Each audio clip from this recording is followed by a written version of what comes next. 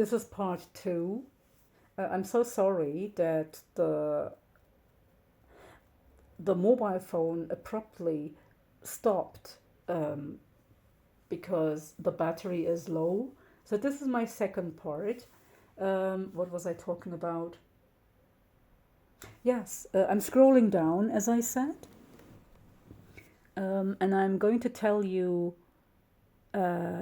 more details about the Ugric language, they say. So the Ugric language is actually the Uralic language, and here it says Hattic. The Hattic language was a Uralic language. So the Ugric language and the Uralic language are basically the same. And here we also see the Cretan effect. So in Crete, or in Crete, also a Uralic language was spoken. And you will see actually some comparisons here. The alphabets are compared, which I find very, very interesting. And they are so similar. They are so similar. The Hatti language and Proto-Greek is so similar to the Uralic languages. It is so similar to Finnish. It is so similar to the Sami languages. So this must be the proof that the Uralic languages were spoken in Anatolia. This is the proof that the Caucasian languages, they had to be Uralic at the very beginning. So this proves that the Scythians, they must have spoken some Proto-Turkic language, and so on. So here, and also the Etruscans, they must have spoken a kind of Hungarian Turkic mixed language.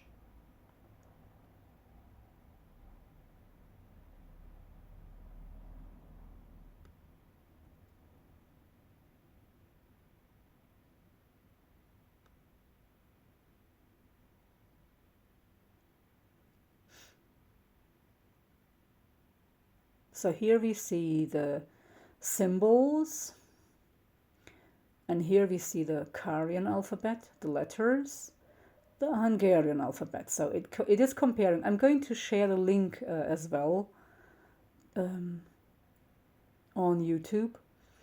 So here we have the old Hungarian alphabet and the Carian alphabet, and the comparison between the letters, the Carian letters and the old Hungarian letters. So the Carians, they were also a community living in Anatolia.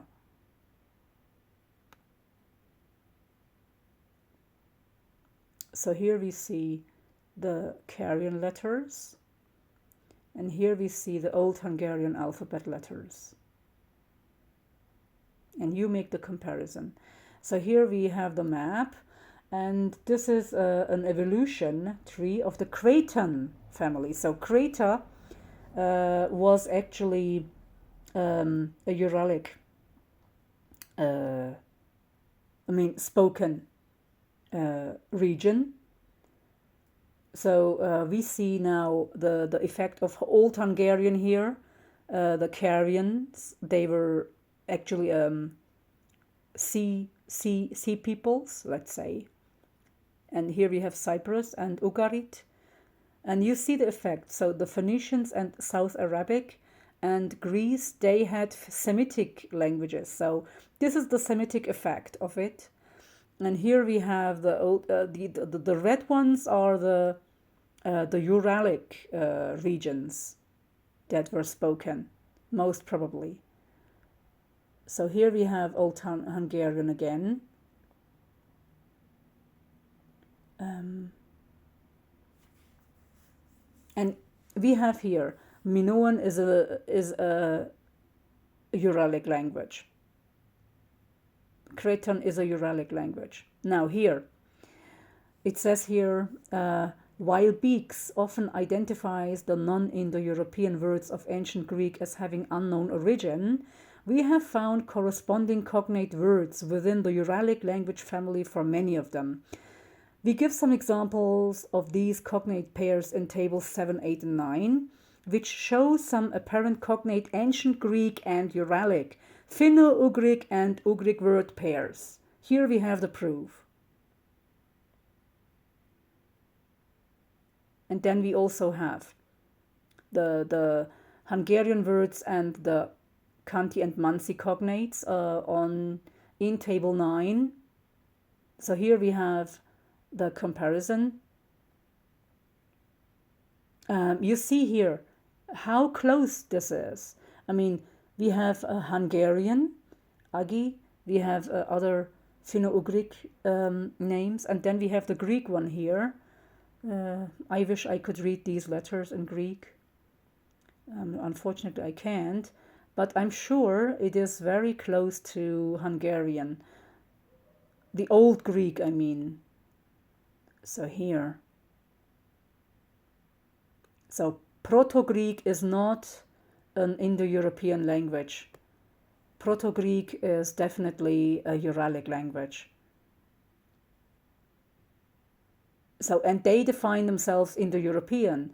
So nothing actually is Indo-European then.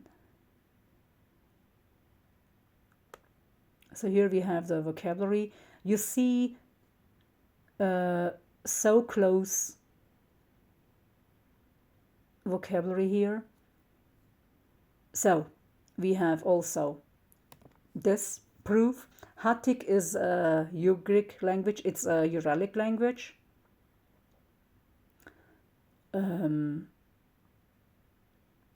Now, you look at, for example, Alep means tongue, and Leppa is also tongue. So you see here how it takes actually a suffix, but it comes from Uralic.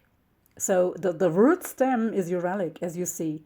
So again, we have Anna and Ne. So Anna, the word Anna in Turkish, which means mother, comes from most probably Ne. And we have other names here, which most probably stem from these words.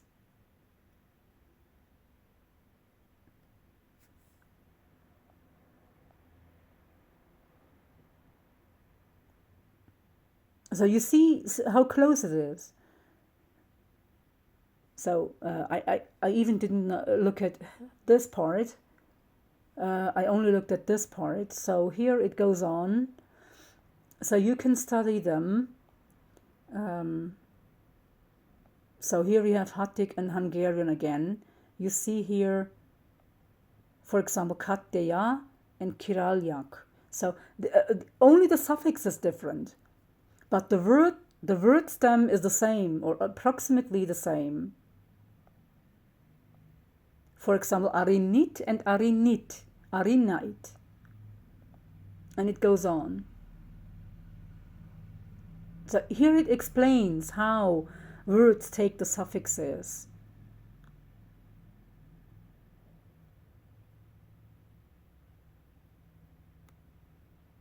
Here it compares Hungarian and Old Hungarian and the Karian language, Old Hungarian and the Greek language and the Finnish language and the effect of the Uralic languages on Proto-Greek.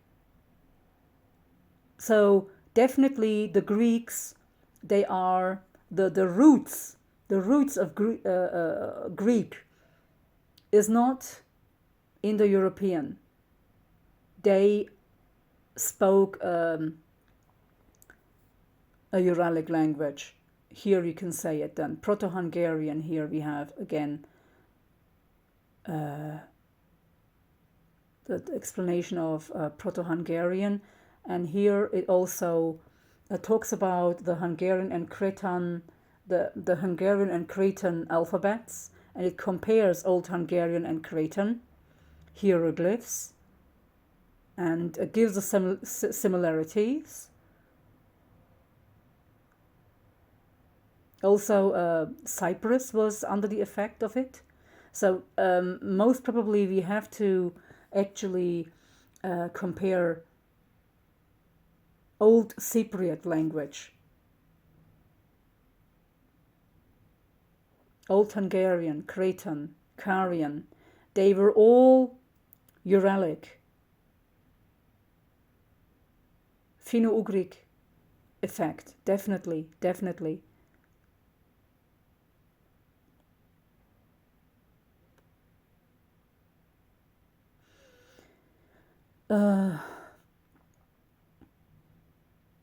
Right, here we have again all the Uralic languages here, the Uralic, Finno-Ugric, and the Ugric cognates here, and the transliteration.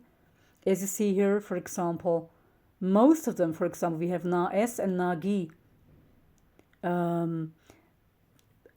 Most of the syllables, they are very similar. For example, here we have paji, and here we have pelen, and jena and jeune, for example, which means gel, which means come, and it means gel in Turkish. So je and g, for example. Some, if I started to compare them with Turkish, it would really take more time. Here we have, for example, keti and kötal, which means day, and in Old Turkish it is kün. So here you see the k here, the kü and kö and ke, which has the same root.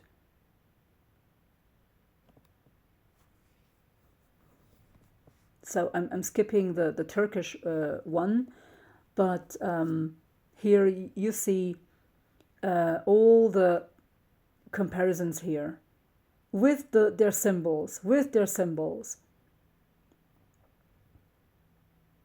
So similar, so similar. Here we have, for example, fenu and fenu, or teki and tekke.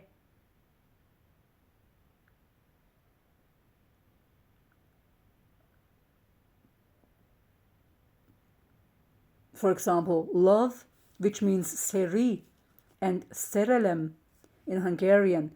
It is in Turkish sevgi, sevmek, so the b and r here.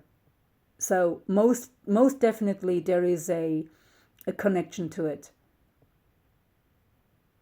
So for example, mother, na is the stem. So now we have ana. It took most probably a suffix, and in Hungarian it is anya. So ana and ata. Most scholars say, or linguistics, or linguists, or anyway, historians or archaeologists or other know-it-alls, they say, well, okay, we should not compare these stem words, mother, father, brother, sister, if we want to look at relatedness. So where should I look at where should I look at then if I don't compare these? So na, anya, ana, they are all related. They are all related with Turkic, the Turkic world, not the Turkic words, but the Turkic world. It is related to Turkey. It is related to Proto-Turkish, and most probably it is related to the Etruscans and the ones who used ana for mother and ata for dad or for father. So all these have their roots in the same language family, and most probably they are also kin related.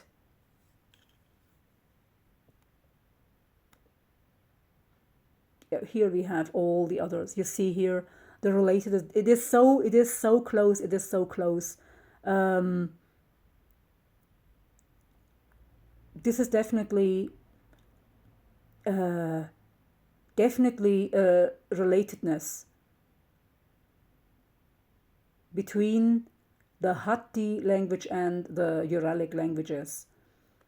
All of them. I mean, Finnic, Hungarian, Hanti-Mansi.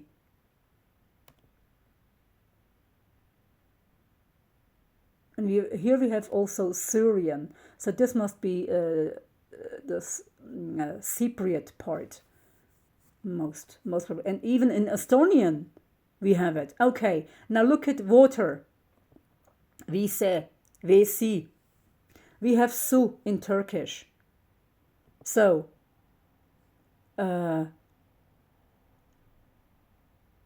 we have kutu for kut. Well, it means, well, I think this is the well of where you put water. So we have kuyu. In Turkish it is kuyu. In the Hatti language it is kutu. So Hatti is most probably the prototype, the proto language for Turkish as well, or some part of Turkish. So a mixture of Hungarian and Turkish. And it goes on. And it goes on. Here we have the symbols, the mother goddess, etc. You can compare them. And it goes on. The comparisons. You see here the similarities between the symbols. So they are all related. It gives away actually the relatedness. So, and then it says the Eto-Cretan, they are the descendants of the Minoans. So the Cretans and the Minoans are related. And it goes on. So this part is also important. Here, where it says, earlier alternative hypotheses regarding the origin of Old Hungarian include the Old Turkish Orhun origins hypothesis by Sebastian and the Phoenician origin hypothesis elaborated in Hossu. So this means that Old Hungarian derived from a Turkic language. And some Hungarian scholars even they accept that Old Hungarian and Hungarian derived from a Turkic branch. So Old Turkic, or let's say Proto-Turkic, serves all the languages. So here we have the proof then.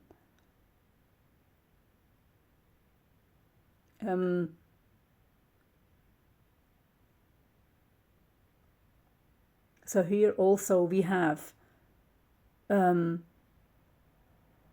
chapter 4 of Hossu, I must make a research on this, gives a genealogy or derivation of all Old Hungarian and related Rovas symbols from 20 Phoenician letters, 4 Old Turkic ideograms, and the Greek letter F. I think this is read as an F or Th. In contrast to Hossu and Sebastian, our previous study placed Old Hungarian and Phoenician in 2 separate branches of the Cretan script family. So if so, somewhere in the past, Proto-Turkish and Proto-Greek was most probably related. So this means that Hungarian is actually the connecting branch. Hence, any similarities of these 2 alphabets is only due to their common origin. Foray and Varga also questioned the assumption that Old Hungarian is derived from Phoenician and Old Turkic, but they did not specify a Cretan origin of Old Hungarian. So I must make a research on this as well. So I'm skipping this because here it says Western Anatolia was influenced by Minoan culture, etc., etc. So this is this is, of course, given in details here. So here you see the family tree, but I disagree here that Uralic is actually, it talks about Hungarian, etc., but it doesn't give Turkic, Old Turkic, or Old Turkish here. Actually, there must be here Uralic on the top, or in Proto-Hungarian, somewhere here, I don't know, but there must be Proto-Turkic as well. So here you see Minoan was influenced very heavily by Semitic languages, most probably, and became Greek. And after that, only after that, it became Indo-European. So the Semitic influence is very heavily seen here. You see, it is a completely different branch. So, in my opinion, language families must be rewritten, rearranged, reorganized. They're all wrong.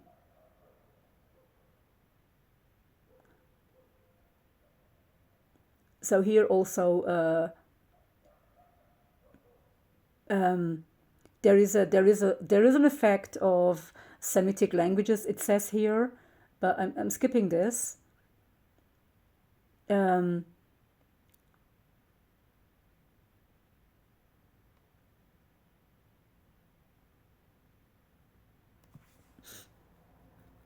So nothing is actually Indo-European here. Indo-European got very much under the effect of Semitic, and I don't even like the name Indo-European here, because Indo-European reflects something completely different. It is something completely different in my eyes, if you say Indo-European. You have to say actually the Uralic branch or the Uralic families, which were under the effect of the Semitic languages. And after that, you see the effect of the Uralic languages and the Semitic languages. So the Uralic, together with the Semitic language fusion, gives birth to the Indo-European families. That's how it happened. That's what all the effect is, all the language tree is about.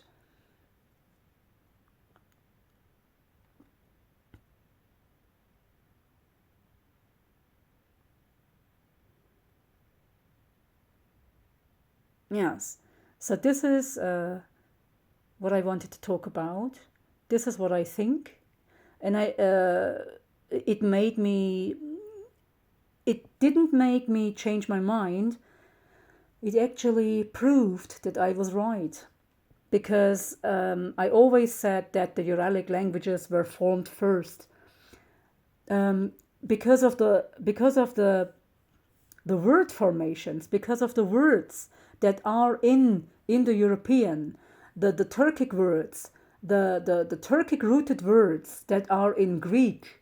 We didn't take it from them. Once the proto-Greek or the proto-languages that spoke a Uralic language, they mixed with the Semitic languages. We can see this in the Sumerian language. We can see this in the Hittite language. When they took the structure, and no, actually they didn't take the structure. They only took the words, and they got more influences from the suffixes, right? We don't have many prefixes. We got under the influence of the prefixes. So that's what I wanted to talk about today. Thank you for listening, and I hope it gave you a clear idea of what actually is the truth. This is the truth. Please form a new language family. This is the proof that Turkish and Hungarian is much older than you think. This is why I stick to Hungarian. This is why I stick to Turkic, and I stick to Turkish languages. It also makes the emphasis of Uralic language family. This is why Osman Karatay is right. I don't give importance anymore to the genetics, etc. The genetics they might have formed in the East, they might have formed in the Urals, they might have formed in the Caucasus, in the Crimea, wherever. The most important thing is that it was our language that served all the other language families. So you must write something like Proto-Turkic plus Proto-Hungarian at the very front. And then after that you must form branches. Proto-Greek, because Proto-Greek was under the effect of Hungarian and Turkish, Old Turkish and Old Hungarian. You must consider the old symbols, and after that you must compare the Anatolian languages. Please don't give new names to the languages, because this only confuses more and more brains. One truth is that Old Turkish, most probably Chuvash, formed Old Hungarian, which formed Proto-Greek and Latin most probably, and which formed Etruscan, which formed Hatti, and later on this served the Anatolian languages together with Sumerian. Sumerian was under the effect of the Semitic words, the Semitic suffixes, the Semitic prefixes, which it took, and it was under the effect of Sanskrit. Later on, not before, later on. And then it also got under the effect of the Semitic languages, most probably the Arabs, etc. So this all happened later. And after that, Greek was formed as a Semitic language family, which gave a new name. Okay, it was given a new name called Indo-European. But in my eyes, it is not Indo-European. Indo-European is not a good word for the language family. It must be the post-Uralic language family, because it was under the Semitic influence, it was under the Semitic effect, as I said, and actually Uralic is the European language branch, together with the old Turkic branch. Yes, I hope you understood. The ones that are new to this, please make your research on this part. Don't believe that Greek is the oldest language. It was not. Don't believe that Sumerian is a language isolate, because it mixed with the Semitic languages. It was actually a Uralic language which came to that area which lived in that area, most probably. So the more people, you see in the language that it took, the Uralic languages took a lot of influence from the people, and the more people intermixed, the more people came together, the more it affected the language. They say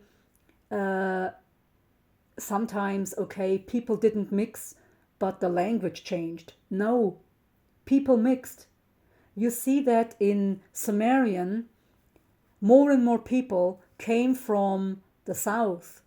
The Proto-Indians and the Proto-Arabs, they came from the south, and most probably the Persians. They were most probably also coming from the south.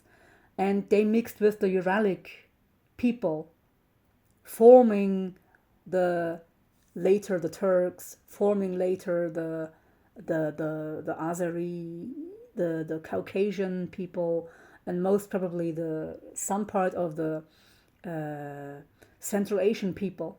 So they mixed with them, most probably thousands of years. And of course it changed the family trees. Of course it changed the language.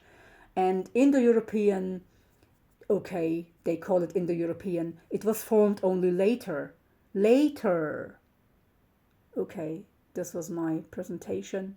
Thank you very much. Good night.